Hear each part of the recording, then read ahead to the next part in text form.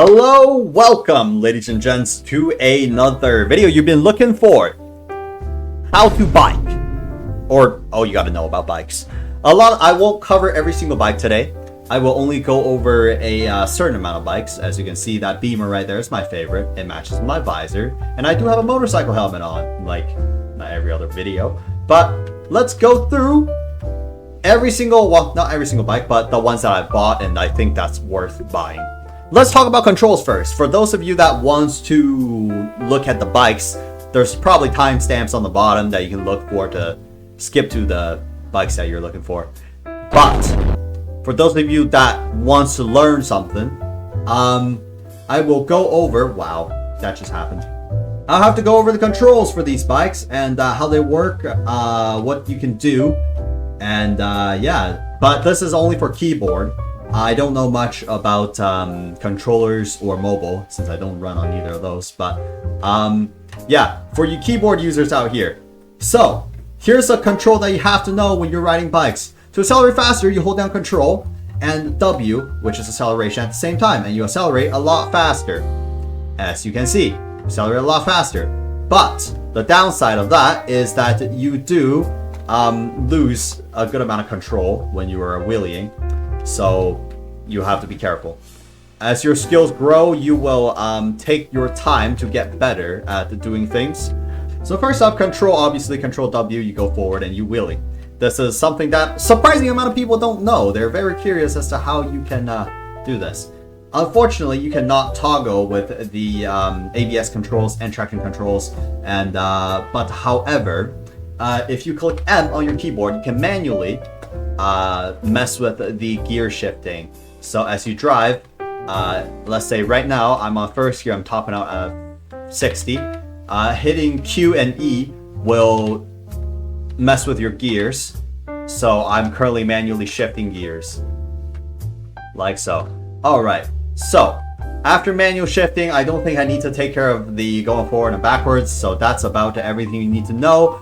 And obviously a few more, you can click B to lock your POV into the third person riding POV, or click V to go into first person POV.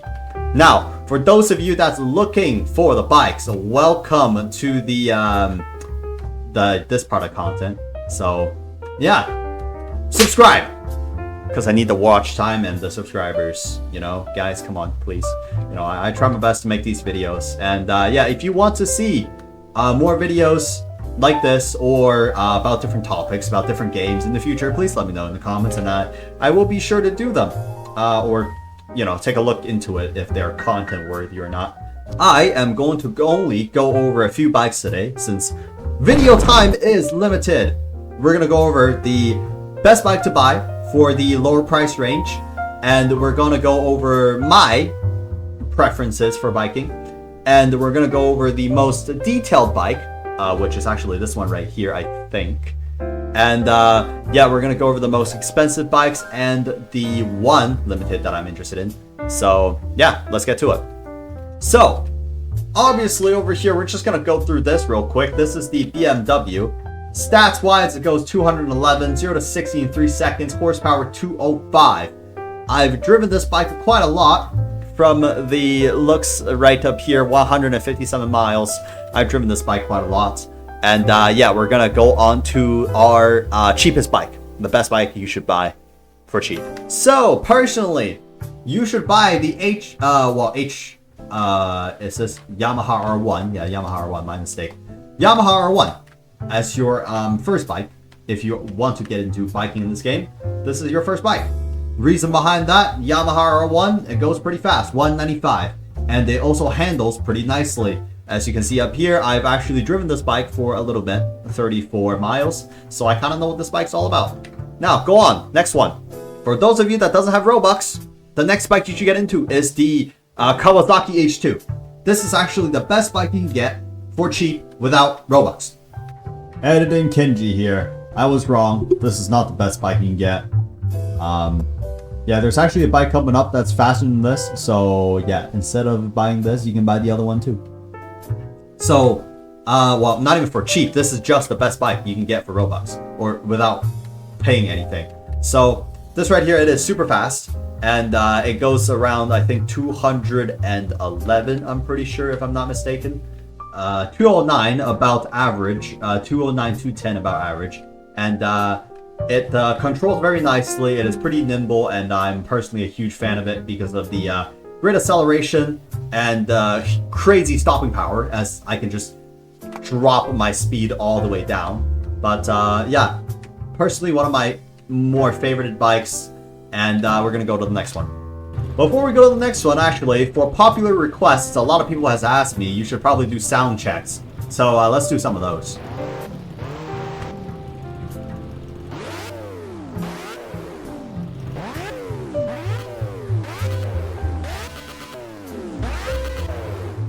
Alright, our next bike, we're actually jumping into the Beamers here. So, we have ourselves my favorite, personal favorite bike. This is the bike that I will buy in real life. Sooner or later. If my videos do take off, eventually I get enough support. So, yeah, personal favorites right here. I really like this bike. It's honestly really cool. Drives nicely, actually. I've driven this bike quite a lot, 55.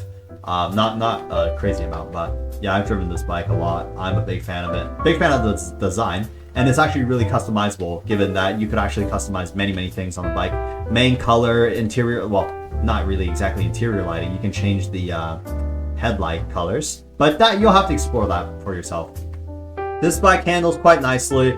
I barely die on this bike, or rarely, but yeah, for some of you to know, you do die when you're biking. And it does take a while to get used to riding bikes. There is a skill gap there. But it tops out at around 192, actually. Not 191, 192 is the top speed this thing can get. And yeah, I rarely die on this thing. It is a super fun bike to ride for fun. And yeah, I do recommend this bike a lot, actually. I just crashed there. So before I die, I'm just gonna teleport back.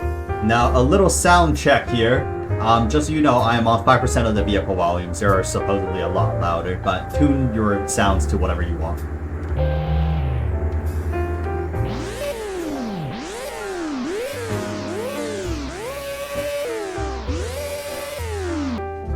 While we're on the topic of Beamers, might as well sound test the 2024.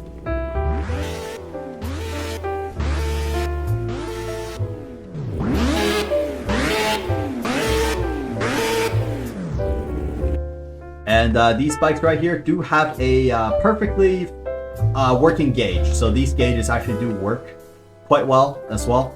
So this bike over here, the 2024 Beamer S1K, it is actually a really nice bike too. It handles super well. I drive it a lot. And I even drive it for racing, even though it is not the most optimized bike for racing. I just really enjoy the bike itself. Oh, I died. Well, that was unfortunate, but yeah, I do recommend this bike quite a lot. I'm a huge fan of the design and the amount of details and work they put into this bike. As you can see, right, I can change the wrap on this, interior, exterior, everything. I can play with this however I want and customize it to whatever liking. On to our next bike. This is right here the best bike in the game, aka the pay-to-win bike. This is the H2R, I think. H2R. 2017 H2R. So it is actually full carbon, and you can't change that. There's no way to change the full carbon. You can only really change the gold inside right there, the orange gold inside right there. So I kept it as that, and it actually does not have blinkers. So yeah, and it drives super nice. It's super fast on acceleration. Top speed is 213. So this is the fastest bike in the entire game. But it does take a lot of getting used to, and the handling, it is a lot harder. Back onto the road we go after I just hit a car and died. So yeah, it does take a lot of work to handle, but it does stop super fast. The brakes on this thing is insane. But when you first start riding, I would recommend you don't be dumb and actually use your brakes. Once you're able to get to the end with the help of brakes, then you can try to lane split and do crazy stuff and not die. But if you have track pass, this right here is a must buy. You have to get this because it is the best bike, and if you get really good at it, you can pretty much win every single race. I don't recommend biking for racing because it just makes the game a little bit lame. But yeah, I'll tell you what, it definitely works. Go on a little further. This right here, this bike, it's I don't even know what this is, but this is the second fastest bike that you can get without paying Robux. This is the next bike that is also pretty fast. And yeah, this thing tops out at 213. This thing tops out at 213, whereas this tops out at 217. My mistake, I said 213 for that one, but 213 for this one right here, and then 217 for the H2R.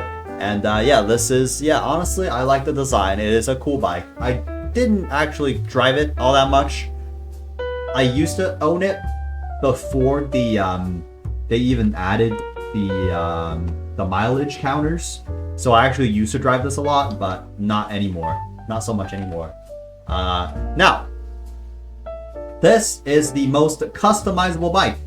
As you can see, right, there is, if we go to the customizations tab, there are liveries like this. I have it at purple, obviously to match my visor, and the 30th anniversary version.